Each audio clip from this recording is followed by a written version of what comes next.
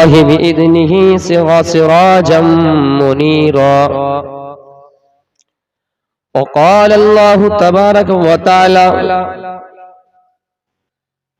بل تؤثرون الحياة الدنيا. وقال النبي صلى الله تعالى عليه وسلم فوالله للدنيا هون على الله من هذا عليكم.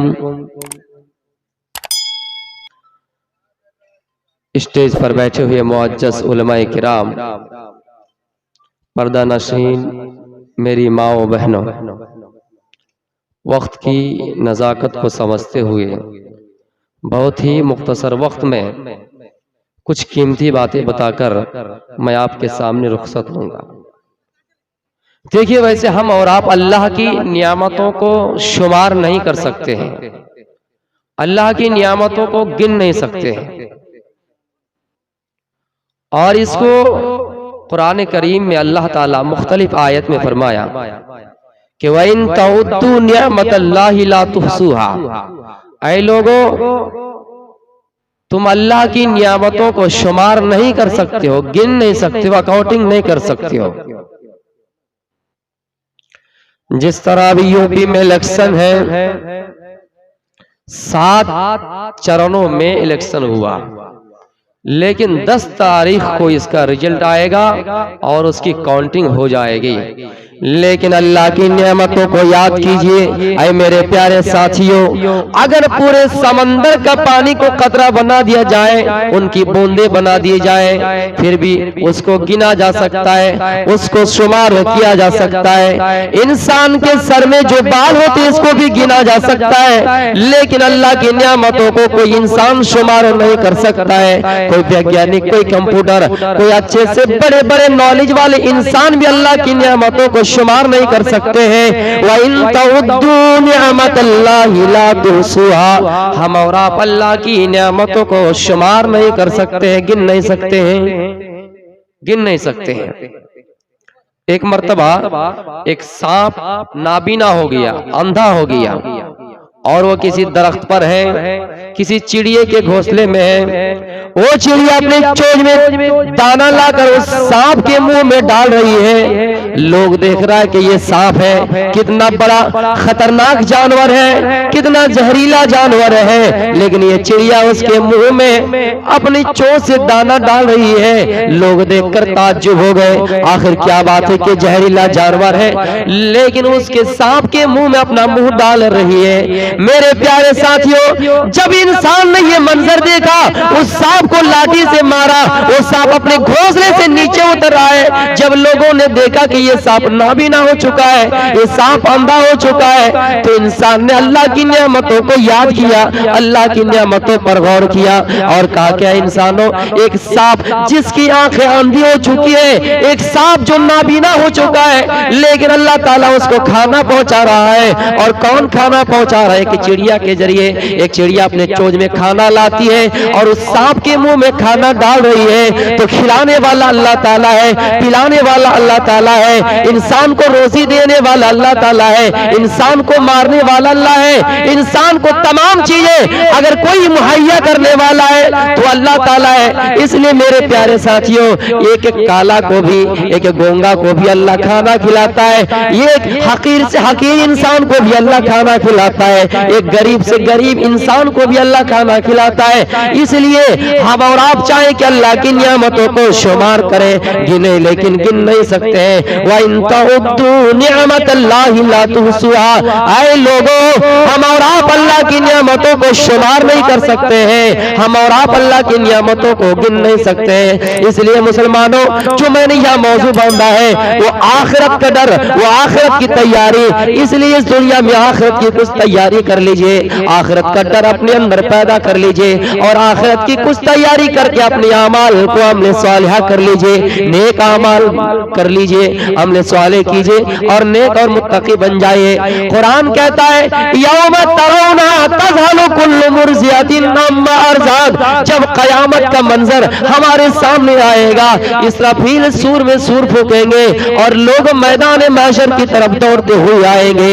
یوم یفر المرء من اخیہ وامہ وابیہ. ماں اپنی بیٹی کو چھوڑ کر بھاگ جائے گی، باپ اپنے بیٹے کو چھوڑ کر بھاگ جائیں گے، یہ قیامت کا منظر ہوگا میرے پیارے ساتھیوں۔ اور حدیث یہ کہتی ہے، قرآن کی آیت یہ کہتی ہے، جس ماں کے پیٹ میں بچہ ہے، جس ماں کے پیٹ میں بچہ پل رہا ہے، وہ ماں اپنے پیٹ میں بچہ کو کب وہ حمل اسقاط ہو جائیں گے اس ماں کو پتہ نہیں چلے گا۔ میرے پیارے ساتھیوں، دودھ پلانے والی ماں اپنے دودھ پیتے بچے کو چھوڑ جائیں گے۔ وہ میری ماں، اگر تمہارا بچہ روتا ہے، اگر گھر میں بچہ روتا ہے، سب سے پہلے آواز اگر کسی کے کان میں پہنچتی ہے، بچے کی چیخ اور پکار ماں کے کان میں پہنچتی ہے، یعنی اس کا مطلب یہ کہ ماں کو ہمیشہ فکر رہتی ہے اپنے بچے کی۔ لیکن قیامت کا منظر جیسا ہوگا، قیامت کا عالم ایسا ہوگا کہ ماں اپنے دودھ پیتے بچے کو بھول جائے گی، ماں اپنے دودھ پیتے بچے کو بھول جائے گی۔ جو حامل ہے، پیٹ میں بچہ ہے، کب اس کا حمل اسقاط ہو جائے گا، کب بچہ گر جائے گا، اس کو اختیار اور یہ احساس بالکل نہیں ہوگا۔ وہ میری ماں بہنوں، جب ایسا عالم ہمیں اور آپ کو دیکھنا ہی ہے اور یہ سب کو دیکھنا ہے، تو پھر آخرت کی تیاریاں کچھ کر لینی چاہیے۔ آخرت کی تیاری کرنے سے ہم محروم کیوں ہو جاتے ہیں؟ آخرت کی تیاری کرنے سے ہم پیچھے کیوں رہ جاتے ہیں؟ ایسا عالم ہوگا کہ جو ماں اپنے بچے کو دودھ پلاتی ہے، وہ دودھ پیتے ہوئے بچے کو چھوڑ کر چلے جائیں گے، اس کو احساس ہی نہیں ہوگا اس کا بچہ کب گر جائے گا، حمل کب اسقاط ہو جائے گا، اس کو احساس بالکل نہیں ہوگا۔ ایک بہو اپنے ساس سے کہہ رہی ہے، اس کو غور سے سنیے گا، ایک بہو اپنے ساس سے کہہ رہی ہے کہ اچھا اماں، جب میرا کوئی بچہ ہوگا، جب میری کوئی بچہ یہاں جنمے گی تو مجھے جگانا، اگر میں سو جاؤں ہو سکتا ہے رات میں تو مجھے جگانا۔ ساس کہتی ہے، ڈائن چڑیل، تم خود جاگو گی کہ صرف پورے محلے والوں کو لے کر ساتھ میں جاگو گی اور یہ کہہ رہے کہ ہمیں جگاؤ گے؟ تو میرے پیارے ساتھیوں، یہ چیز احساس عورتوں کے اندر ہے کہ جب ایک بچہ کی ولادت ہوتی ہے، جب ایک بچہ پیدا ہوتا ہے تو کتنا درد اور احساس ہوتا ہے۔ میرے پیارے ساتھیوں، کوئی انسان، کوئی بچہ اس احسان، ماں کا احسان کو کبھی چکا نہیں سکتا ہے۔ اس چیز کو ہماری ماں اور بہنیں سمجھ سکتی ہیں کہ کتنا درد ہوتا ہے، کتنی تکلیف ہوتی ہے۔ لیکن قیامت کا جب منظر ہوگا، جب لوگ میدان محشر کی طرف جائیں گے دوڑتے ہو، تو اس ماں کو احساس نہیں ہوگا کب اس کا حمل اسقاط ہو جائے گا۔ اس لیے میرے پیارے ساتھیوں، اس دنیا میں آخرت کی تیاری کر لو۔ اے میرے پیارے ساتھیوں، بل تؤثرون الحیات الدنیا، دنیا بھی زندگی کو ترجیح نہ دو اور آخرت کے بارے میں ہمیشہ سوچا کرو، فکر آخرت سے جڑے رہیے، اللہ کو یاد کرتے رہیے، جنت اور جہنم کو یاد کرتے رہیے کہ ہمیں کون سی اعمال کرنے سے جنت ملے گی اور کون سے برے اعمال کرنے سے ہمیں جہنم ملے گی، یہ ہمیشہ سوچتے رہیے۔ پتہ نہیں اللہ کس کو نصیب میں، کس کے مقدر جنت بن جائے اور کس کے نصیب میں اللہ جہنم لکھ دے۔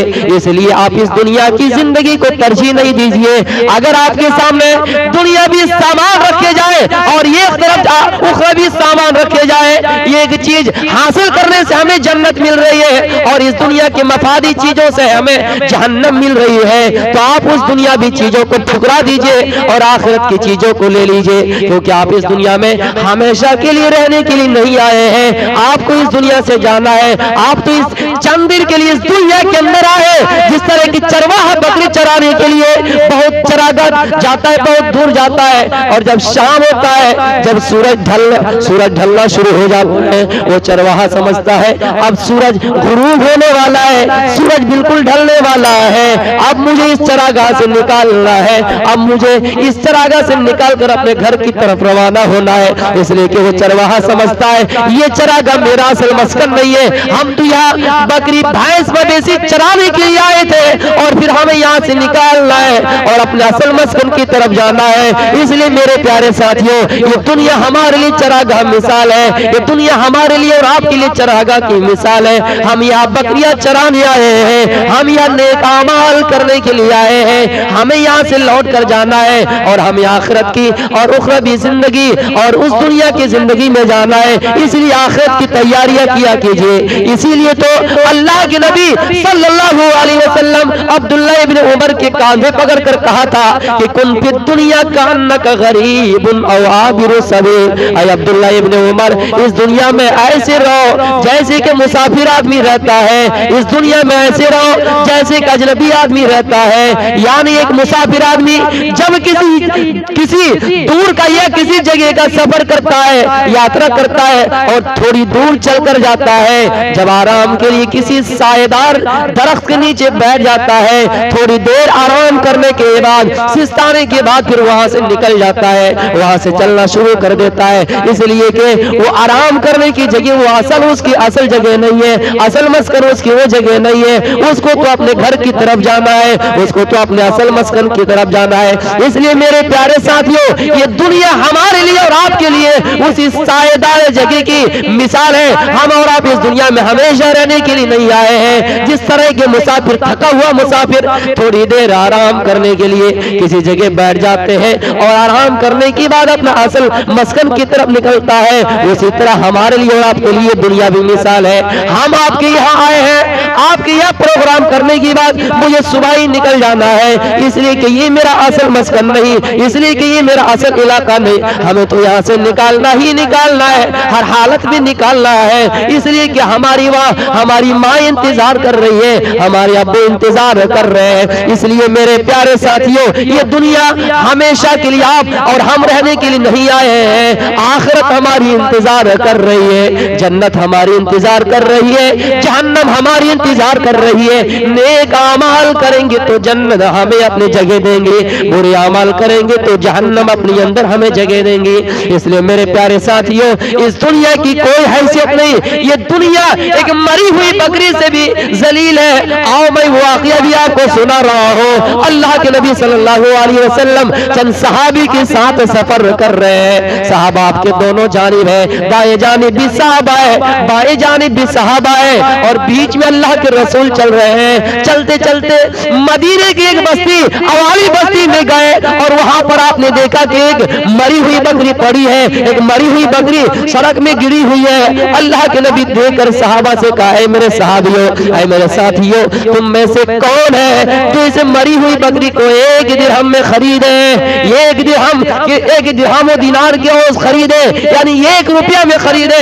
صحابہ کہتے ہیں اللہ کے نبی یہ کیسے ممکن ہو سکتا ہے، یہ کیسے ممکن ہو سکتا ہے کہ ہم اس مری ہوئی بکری کو 1 درہم و دینار کے اوز میں خریدے، 1 روپیہ میں خریدے۔ یہ بکری اگر زندہ بھی ہوتی لو کان حیّا فیہ عیب، یہ اگر زندہ بھی ہوتی تو عیب تھا، اس کے اندر کوئی نہ کوئی عیب ہے، ہم اس کو 1 درہم میں کیسے خرید سکتے ہیں؟ یہ مری ہوئی بکری ہے، ہم 1 درہم میں خرید کر کیا کریں گے؟ اللہ کے نبی فرماتے ہیں اے صحابیوں اللہ کی قسم فواللہ للدنیا ہون علی اللہ من ھذا علیکم، اللہ کی قسم یہ دنیا اس مری ہوئی بکری سے بھی زیادہ ذلیل ہے، اس مری ہوئی بکری سے بھی زیادہ رسوا کن ہے، اس مری ہوئی بکری کی جو مثال ہے، اس مری ہوئی بکری کی حیثیت جو ہے اس سے بھی گھٹیا اس دنیا کی مثال ہے۔ اس لیے اس دنیا کی زندگی کے پیچھے نہ پڑا کرو اور آخرت کی تیاری کیا کرو اور آخرت کے لیے کچھ نیک اعمال کیا کرو تاکہ اللہ تعالیٰ تمہیں جنت کے اندر جگہ دے، تاکہ اللہ تعالیٰ تمہیں اللہ تعالیٰ سوار کے اندر جگہ دے، پیراڈائز کے اندر جگہ دے۔ اے مسلمانوں اس کے لیے ہمارا نیک اعمال ہونا چاہیے، اس کے لیے ہمارا عمل صالح کرنا ضروری ہے۔ وہ صحابی کا منظر یاد کرو وہ میرے ساتھیوں، اور یہ منی پور کے رہنے والوں، ضلع جھارکھنڈ، ضلع گوڈا کے رہنے والوں، جھارکھنڈ واسیوں، صحابہ کرام جنگ کے میدان میں جنگ خندق کے موقع پر، غزوہ احزاب کے موقع پر خندق کھود رہے ہیں، پیٹ میں چولہا، کب سے چولہا گھر میں نہیں جلا ہے اور پیٹ میں چوہا کود رہا ہے، پیٹ میں پتھر باندھے ہوئے ہیں، کب سے کھانا نہیں ملا۔ ہمارے یہاں تو آئٹم پہ آئٹم، ہمارے یہاں تو اللہ کی نعمتیں ہی نعمتیں بھرا پڑا ہے، ہمارے یہاں تو کھانا ایک کے بعد دیگر آئٹم ہمارے پاس موجود ہے، لیکن صحابہ کی زندگی پر بھی عمل کیجئے۔ صحابہ کرام کب کب بھوکا رہا کرتے تھے، کتنے دنوں تک بھوکا رہا کرتے تھے، پیٹ میں چوہا کود رہا ہے، کھانا پیٹ میں نہیں، پتھر باندھے ہوئے ہیں، لیکن جنگ کی تیاری کرتے ہیں، خندق کھود رہے ہیں، اور خندق کھودتے کھودتے یہ جملہ پڑھا کرتے ہیں نحن الذین بایعوا محمد، ہم میں محمد الرسول اللہ صلی اللہ علیہ وسلم کے ہاتھ پر بیعت عہد کر لیے کہ جب تک ہم زندہ رہیں گے ہم جہاد کرتے رہیں گے, ہم اللہ اور اس کے رسول کے لیے لڑتے رہیں گے, ہم دین اسلام کو بچانے کے لیے اپنی جانوں کا نذرانہ پیش کرتے رہیں گے. اللہ کے نبی صحابہ کی طرف دیکھ کر